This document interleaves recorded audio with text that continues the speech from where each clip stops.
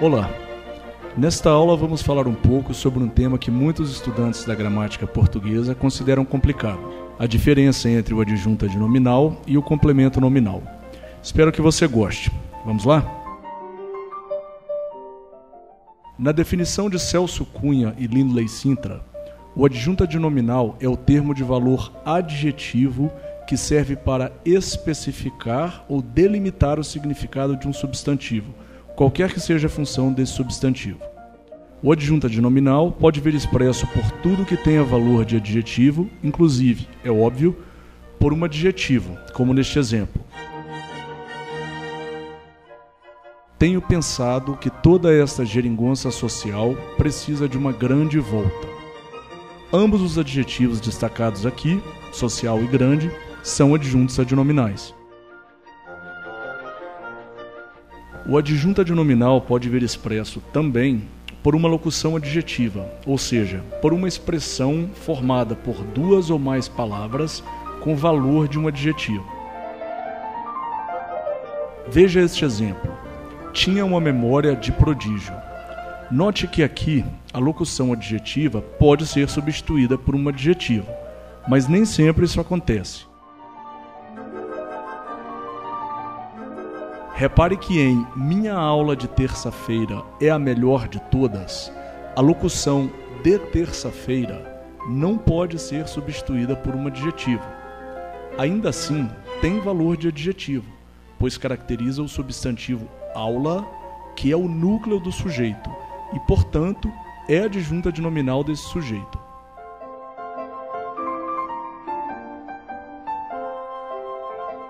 Pode ainda o adjunto adnominal aparecer na forma de uma oração adjetiva, como no período os cabelos, que tinha fartos e lisos, caíram-lhe todos.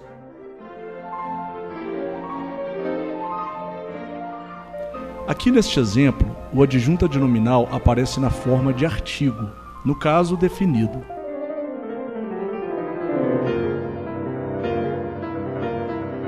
Já aqui, está representado por pronomes adjetivos, ou seja, por palavras que morfologicamente são pronomes, mas que num contexto específico têm valor de adjetivo, já que acompanham um substantivo.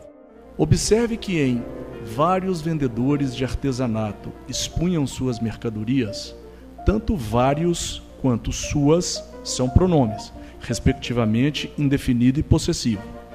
Neste exemplo, entretanto, tem função de adjetivos, já que qualificam os substantivos vendedores e mercadorias.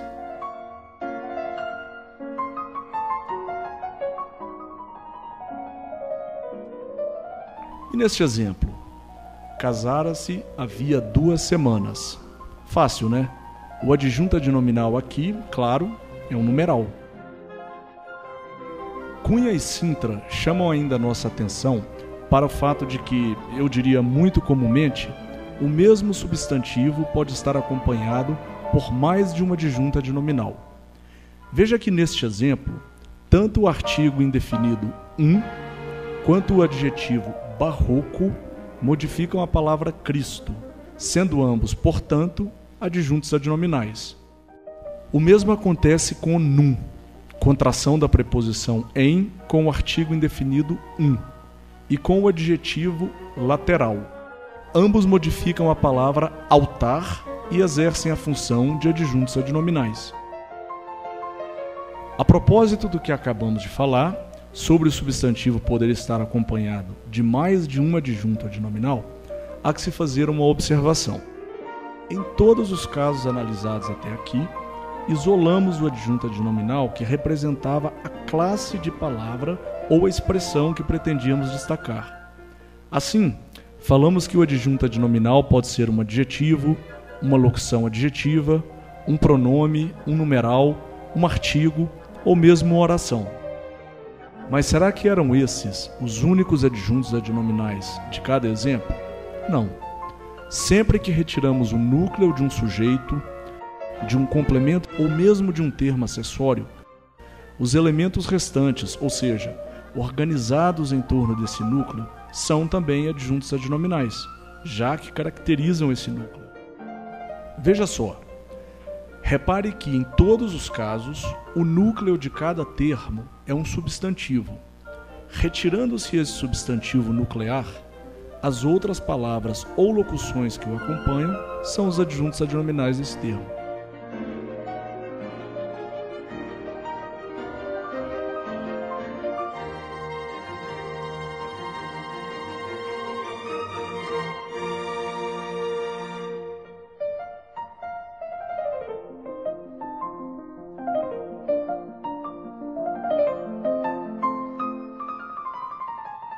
Lembra-se de que lá no início da aula, dissemos que o adjunto adnominal é o termo de valor adjetivo que serve para especificar ou delimitar o significado de um substantivo, qualquer que seja a função desse substantivo? Pois é, isso fica mais claro agora, não é verdade? Bom, é provável que a esta altura você já tenha feito uma constatação muito importante. Estou falando do fato de o adjunto adnominal estar sempre contido em outros termos da oração. Talvez você não se lembre, mas quando estudou sintaxe, certamente aprendeu que a oração pode ser composta de termos essenciais, que são o sujeito e o predicado, termos integrantes, que são os complementos nominais, que estudaremos daqui a pouco, e os complementos verbais, ou seja, os objetos direto e indireto, e, finalmente, os termos acessórios, que são o adjunto adnominal, o adjunto adverbial e o aposto. Assim, se dermos uma nova olhada em alguns dos exemplos apresentados, você vai notar que, neste primeiro, temos um sujeito elíptico, eu, e um predicado, que é o período inteiro. Esses são os termos essenciais. Tenho pensado é uma locução verbal que, sintaticamente, tem a função de oração principal. Essa locução, neste caso, pede complemento verbal direto. Tenho pensado o quê?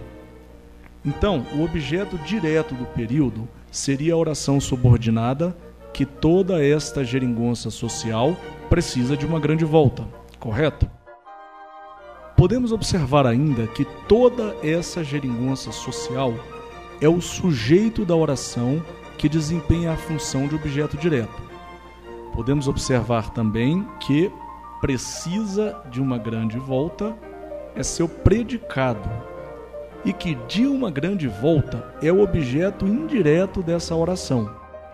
Assim, o adjunto adnominal sempre se localiza dentro de outros termos que podem ser essenciais, integrantes ou mesmo acessórios das orações.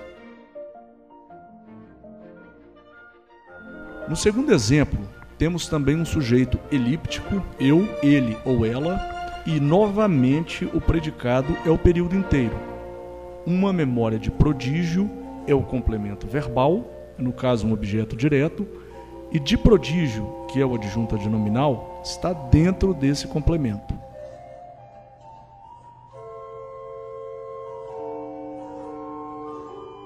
Neste exemplo, a correlação entre os termos fica bastante clara. Temos o sujeito vários vendedores de artesanato, o predicado expunham suas mercadorias e dentro do predicado temos o objeto direto suas mercadorias. O adjunto adnominal vários está, portanto, contido no sujeito, que é termo essencial, e o adjunto adnominal suas está contido no objeto direto, que é termo integrante e que, por sua vez, está contido no predicado, um termo essencial. Toda essa análise sintática foi feita por um motivo, para constatarmos que, por definição, o adjunto adnominal é acessório, ou seja, embora acrescente dados ou ideias aos termos nos quais se insere, não é indispensável ao entendimento da oração. Você percebe que nestes 3 exemplos, já citados anteriormente, podemos retirar as palavras em destaque sem prejudicar a estrutura ou mesmo o sentido da frase? Veja só, mesmo retirando-se a maioria dos adjuntos adnominais destes períodos, não há prejuízo na estrutura ou no sentido.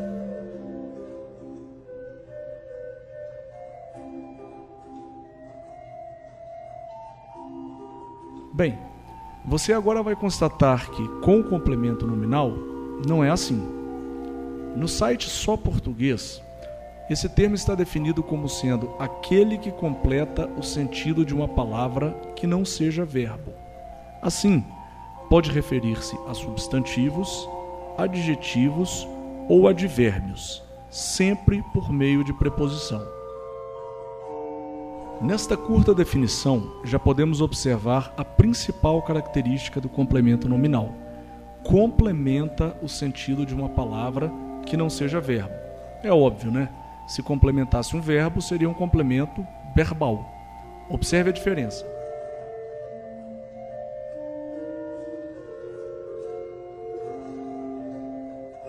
Em Marcos preferia as louras complementa o verbo preferia e, portanto, é um complemento verbal, no caso, um objeto direto. Já no segundo período, pelas louras complementa o substantivo ou nome preferência, ou seja, é um complemento nominal. Veja outros exemplos.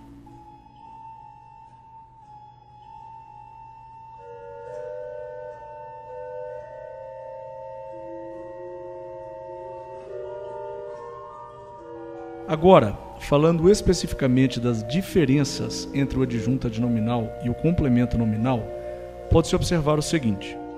Como vimos, o adjunto adnominal, assim como o adjunto adverbial e o aposto, é um termo acessório da oração. Já o complemento nominal, assim como os complementos verbais direto e indireto, é um termo integrante, lembrando que acima desses estão os termos essenciais. É natural enxergarmos aqui uma certa hierarquia, não é verdade? Pois bem, lembra-se de que lá atrás dissemos que normalmente podemos retirar o adjunto adnominal sem que a estrutura ou o sentido da frase ou da oração sejam afetados?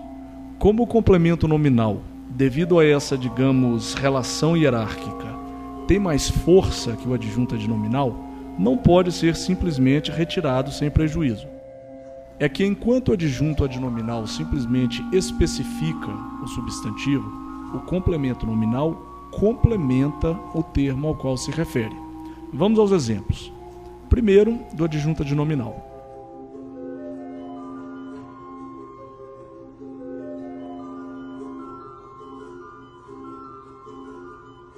Agora, do complemento nominal.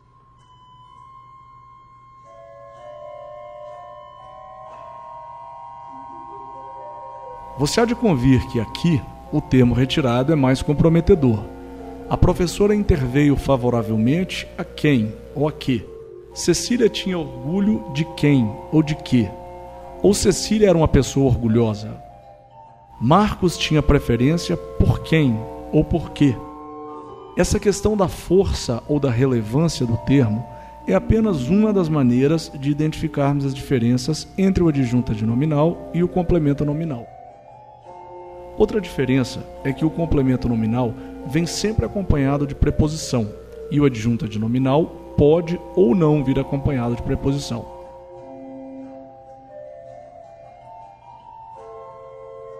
O adjunto adnominal acompanha sempre substantivos ou se subordina a substantivos, que podem ser concretos ou abstratos, enquanto o complemento nominal acompanha ou se subordina a substantivos abstratos, adjetivos ou advérbios.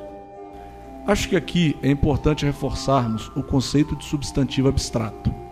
Mais uma vez, citando Cunha e Sintra, substantivos abstratos são aqueles que designam noções, ações, estados e qualidades considerados como seres. Veja só alguns exemplos.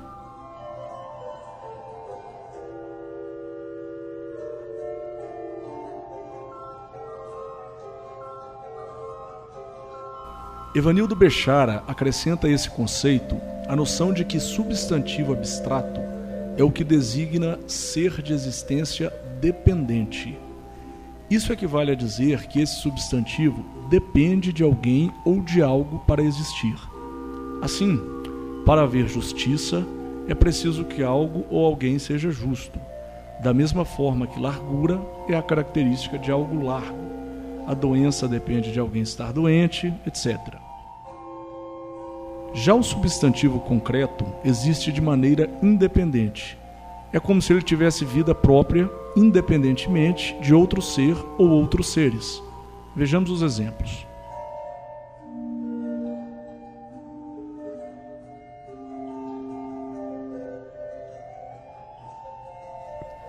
Lembre-se de que em nada influi o fato de esses substantivos existirem ou não no mundo real. Assim, saci pererê, fada, bruxa, fantasma, lobisomem são todos substantivos concretos. Vamos agora aplicar a exercícios os conceitos demonstrados? Em cada caso, analisaremos se o termo destacado é adjunto adnominal ou complemento nominal. Assim, poderemos fixar melhor o conteúdo desta aula.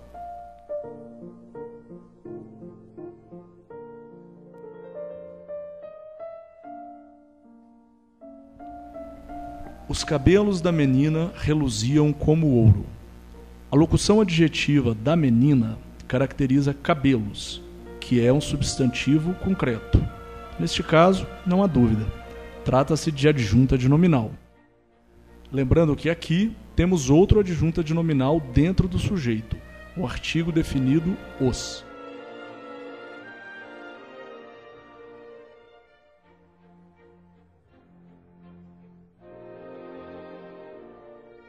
Aqui, da mesma forma, o termo destacado, valente, acompanha um substantivo concreto, homem. Além disso, não vem acompanhado de preposição, ou seja, só pode ser adjunta adnominal. Também aqui há outra adjunta adnominal no sujeito, o artigo definido o. Podemos destacar que em ambos os casos, os termos poderiam ser retirados sem grandes prejuízos para a frase. Assim teríamos: os cabelos reluziam como ouro e o homem domou o leão como se o animal fosse um rato. Como já vimos, trata-se de característica do adjunto adnominal.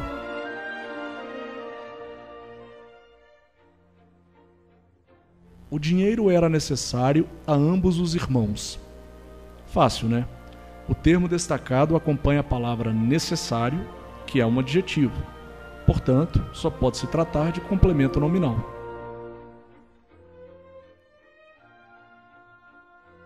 A esse caso acompanha um advérbio. Portanto, temos um complemento nominal.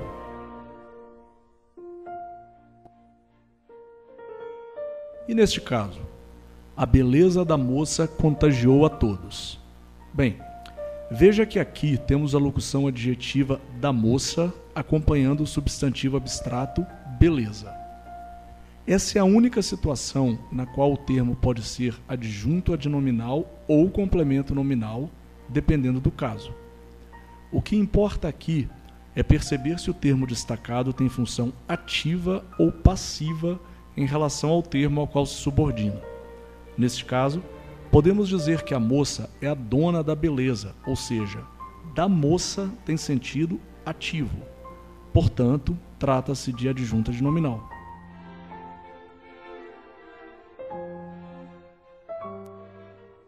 Veja agora outro caso. Aqui temos novamente um substantivo abstrato, que é justiça, mas o termo a família tem sentido passivo, pois quem tomou a ação foi o juiz. A família recebeu a ação e, por isso, o termo a família é complemento nominal. Então, recapitulando, se o termo que estamos classificando acompanhar substantivo concreto, não há dúvida, é adjunta adnominal. Se acompanhar adjetivo ou advérbio, é complemento nominal. A dúvida pode surgir quando acompanhar substantivo abstrato. Neste caso, teremos de analisar se esse termo tem sentido ativo ou passivo com relação ao termo que acompanha. Vamos a outros exemplos.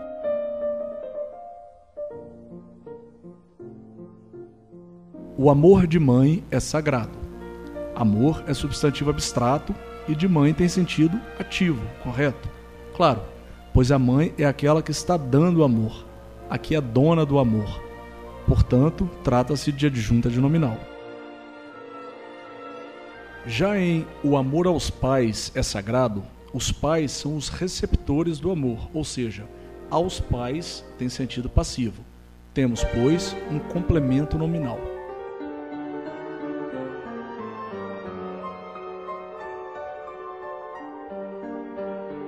Aqui a situação é ambígua, não é verdade?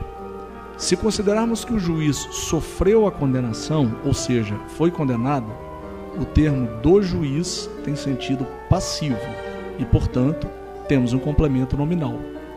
Se ao invés disso considerarmos que o juiz não recebeu, mas sim determinou a condenação, ou seja, se a frase tiver o sentido de a condenação pelo juiz ou a condenação dada pelo juiz chocou a sociedade, teremos claramente um caso de adjunta de nominal.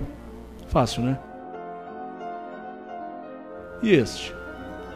A construção do prédio levou 2 anos. Mais uma vez, um substantivo abstrato, construção. O prédio foi construído, ou seja, tem sentido passivo. Então, só podemos estar diante de um complemento nominal. Já se dissermos, a construção do engenheiro não satisfez o cliente, a coisa muda de figura.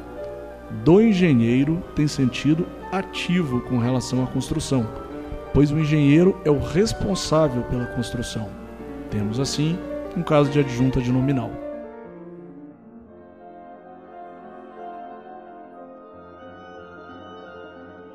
E nesses 2 casos, você consegue perceber que o substantivo redação é concreto no primeiro e abstrato no segundo? É isso mesmo. Algumas palavras originalmente de sentido concreto podem também ter sentido abstrato de acordo com o contexto. Então, no primeiro caso, a locução adjetiva do aluno tem a função de adjunta de nominal. Já no segundo, de leis acompanha substantivo abstrato e tem sentido passivo. Só pode ser, portanto, complemento nominal. Só mais uma coisa. Nunca confunda o adjunta de nominal com outro termo acessório, o aposto especificativo. Veja a diferença. Neste exemplo, o termo destacado de Paris não tem função de adjetivo, pois não está caracterizando o substantivo cidade. Na realidade, cidade e Paris têm aqui sentidos equivalentes. Tanto faz dizermos a cidade, Paris, ou a cidade de Paris. Ou seja, de Paris é o que chamamos de aposto especificativo, que é esse aposto que não é separado por sinal de pontuação. Já se dissermos a beleza de Paris, o termo de Paris é uma locução adjetiva que poderia ser substituída pelo adjetivo parisiense. Tem sentido ativo, ou seja, a beleza pertence a Paris. Neste caso, temos uma adjunta de nominal. Mais um exemplo? Ora, a estátua de Carlos Drummond em Copacabana é famosa. Além disso, ele não era escultor, e sim poeta. Então estamos falando de uma estátua que representa o Carlos Drummond, ou que é o próprio poeta. Ou seja, os termos estátua e Carlos Drummond de Andrade têm significados equivalentes. Temos, assim, um caso de aposto especificativo. Já se dissermos a escultura de Rodin, estamos nos referindo a uma obra feita por Rodin, que é escultor. Neste caso, de Rodin tem sentido ativo com relação à escultura, pois foi ele quem a fez. Trata-se, então, de adjunta de nominal. Bem, por hora é só. Espero que você tenha gostado e aprendido um pouco. Até a próxima.